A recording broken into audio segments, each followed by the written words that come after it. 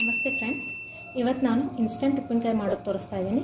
Carrot ಮತ್ತು ಸೌತೆಕಾಯಿನ ಹೆಚ್ಚಿಟ್ಕೊಂಡಿದ್ದೀನಿ. ಕ್ಯಾರೆಟ್ನ ಸ್ವಲ್ಪ ರೋಸ್ಟಾಗಿ ಮಾಡ್ಕೊತೀನಿ. ಇದನ್ನು ಸ್ವಲ್ಪ ಹುರ್ಕೊಳ್ಬೇಕು. ಫ್ರೆಂಡ್ಸ್, ಇದಕ್ಕೆ ಸ್ವಲ್ಪ ಎಣ್ಣೆ ಹಾಕಿ ರೋಸ್ಟಾಗಿ ಹುರ್ಕೊಂಡಿದ್ದೀನಿ. ಫ್ರೆಂಡ್ಸ್, ಈಗ ಇದಕ್ಕೆ ಸ್ವಲ್ಪ ಚಿಟಿಕೆ ಅರಿಶಿನ, ಸ್ವಲ್ಪ ಅಚ್ಚ ಖಾರದ ಪುಡಿ ಮತ್ತು ಹಿಂಗೆ ಹಾಕ್ತಾ ಇದ್ದೀನಿ.